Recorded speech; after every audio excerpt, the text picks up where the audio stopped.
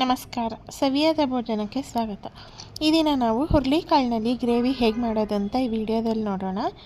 ಮೊದಲನೇದಾಗಿ ಇಲ್ಲಿ ನಾನು ನೆನೆಸಿಟ್ಕೊಂಡಿರೋಂಥ ಹುರುಳಿಕಾಳು 1 ಕಪ್ ಆಗೋಷ್ಟನ್ನು ಕುಕ್ಕರ್ಗೆ ಹಾಕ್ಕೊಂಡು ರುಚಿಗೆ ತಕ್ಕಷ್ಟು ಉಪ್ಪು ನೀರನ್ನು ಹಾಕ್ಕೊಂಡು ಬೇಯೋದಕ್ಕೆ ಇಡ್ತಾಯಿದ್ದೀನಿ. 3 ರಿಂದ 4 ವಿಜಿಲ್ ಕೂಗಿಸ್ಕೊಂಡ್ರೆ ಸಾಕಾಗುತ್ತೆ.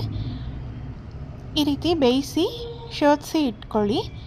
ಈ ಶೋಧಿಸಿರೋಂಥ ನೀರಿನಲ್ಲಿ ರಸಮ್ ಹೇಗೆ ಮಾಡೋದು ಅನ್ನೋದನ್ನು ನೆಕ್ಸ್ಟ್ ವೀಡಿಯೋಗಳಲ್ಲಿ ಅಪ್ಲೋಡ್ ಮಾಡ್ತೀನಿ, ಚೆಕ್ ಮಾಡಿ. ಈಗ ಮಸಾಲೆ ಹುರ್ಕೊಳ್ಳೋದಕ್ಕೆ ಒಂದು ಪ್ಯಾನ್ ಇಟ್ಟು ಅದಕ್ಕೆ ಒಂದು 2 ರಿಂದ 3 ಟೀ ಸ್ಪೂನ್ ಆಗೋಷ್ಟು ಎಣ್ಣೆ ಹಾಕ್ಕೊಳ್ಳಿ.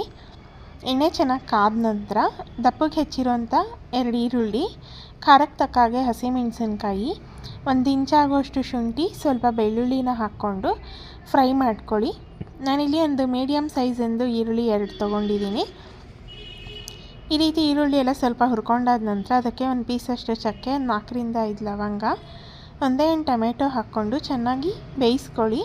ಈಗ ಟೊಮೆಟೊ ಎಲ್ಲ ಸ್ವಲ್ಪ ಸಾಫ್ಟ್ ಆಗಿದೆ ಅನ್ನೋವಾಗ ಒಲೆ ಆರಿಸಿ ಅದಕ್ಕೆ 1.5 ಟೀ ಸ್ಪೂನ್ ಆಗೋಷ್ಟು ಧನಿಯಾ ಪುಡಿ, ಸ್ವಲ್ಪ ಕೊತ್ತಂಬರಿ ಸೊಪ್ಪನ್ನು ಹಾಕ್ಕೊಂಡು 2 ರಿಂದ 3 ಟೇಬಲ್ ಸ್ಪೂನ್ ಆಗೋಷ್ಟು ಕಾಯಿ ತುರಿನ ಹಾಕ್ಕೊಂಡು ಇದನ್ನು ನುಣ್ಣಗೆ ರುಬ್ಕೊಳ್ಳಿ.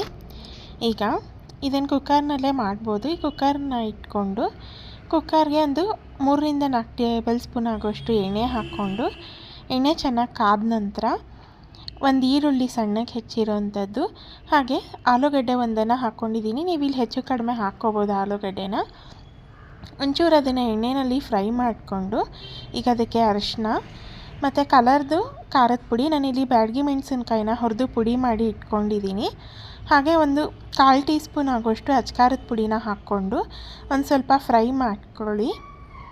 ಈಗ ಇವೆಲ್ಲ ಒಂಚೂರು ಫ್ರೈ ಆಗ್ತಾ ಇದೆ ಅನ್ನೋವಾಗ ರುಬ್ಬಿಟ್ಕೊಂಡಿರೋ ಪೇಸ್ಟನ್ನು ಹಾಕಿ ಹಸಿ ವಾಸನೆ ಹೋಗೋವರೆಗೂ ಹುರ್ಕೊಳ್ಳಿ. ನಾವೀಗಾಗಲೇ ಮಸಾಲೆನೆಲ್ಲ ಹುರಿದಿರೋದ್ರಿಂದ ಜಾಸ್ತಿ ಟೈಮ್ ತೊಗೊಳ್ಳೋದಿಲ್ಲ, 1-2 ನಿಮಿಷ ಹುರ್ಕೊಂಡ್ರೆ ಸಾಕಾಗುತ್ತೆ. ಈಗ ಕುದಿ ಬರ್ತಿದೆ ಅನ್ನೋವಾಗ ಗ್ರೇವಿ ಹದ ನೋಡಿಕೊಂಡು ಸ್ವಲ್ಪ ನೀರನ್ನು ಸೇರಿಸ್ಕೊಂಡು ಪೂರ್ತಿ ಚೆನ್ನಾಗಿ ಕುದಿ ಬರೋವರೆಗೂ ಇಡಿ. ನೀರು ಚೆನ್ನಾಗಿ ಕುದೀತಾ ಇದೆ ಅನ್ನೋವಾಗ ರುಚಿ ನೋಡಿ ಸ್ವಲ್ಪ ಉಪ್ಪನ್ನು ಸೇರಿಸ್ಕೊಳ್ಳಿ. ಹುರುಳಿಕಾಳಿಗೆ ಆಲ್ರೆಡಿ ನಾವು ಬೇಯಿಸೋದಕ್ಕೆ ಉಪ್ಪು ಹಾಕಿರ್ತೀವಿ, ನೋಡಿ ಹಾಕ್ಕೊಳ್ಳಿ.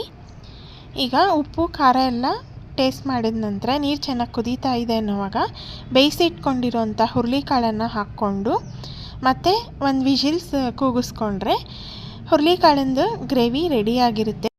ನೀವು ಈ ಗ್ರೇವಿನ ಚಪಾತಿ, ಪೂರಿ, ಇಡ್ಲಿ ಅಥವಾ ಗೀ ರೈಸ್ ಜೊತೆಗೆ ಮಾಡ್ಬೋದು. ತುಂಬಾ ರುಚಿಯಾಗಿರುತ್ತೆ. ಗೀ ರೈಸ್ ರೆಸಿಪಿ ಈಗಾಗಲೇ ಚಾನಲ್ನಲ್ಲಿ ಅಪ್ಲೋಡ್ ಮಾಡಿದ್ದೀನಿ, ಒಂದು ಸತಿ ಚೆಕ್ ಮಾಡಿ. ಹಾಗೆ ಇಡ್ಲಿ ಕೂಡ ಇದೆ, ಇಡ್ಲಿ ಕೂಡ ಡಿಸ್ಕ್ರಿಪ್ಷನ್ ಬಾಕ್ಸ್ನಲ್ಲಿ ಹಾಕ್ತೀನಿ ಲಿಂಕನ್ನು, ಒಂದು ಸತಿ ಚೆಕ್ ಮಾಡಿ. ಹಾಗೆ ಯಾರಿನ ಚಾನಲ್ನ ಸಬ್ಸ್ಕ್ರೈಬ್ ಮಾಡದೆ ನೋಡ್ತಾ ಇದ್ದೀರಾ, ಈಗಲೇ ಚಾನಲ್ನ ಸಬ್ಸ್ಕ್ರೈಬ್ ಮಾಡಿಕೊಂಡು ವೀಡಿಯೋಸ್ ನೋಡಿ. ಹಾಗೆ ನಿಮ್ಮ ಫ್ರೆಂಡ್ಸ್ ಆ್ಯಂಡ್ ಫ್ಯಾಮಿಲಿಗೆ ಕೂಡ ಶೇರ್ ಮಾಡಿ. ರೆಸಿಪಿನ ಒಂದು ಸತಿ ಟ್ರೈ ಮಾಡಿ, ಕಮೆಂಟ್ ಮಾಡಿ. ನಮಸ್ಕಾರ.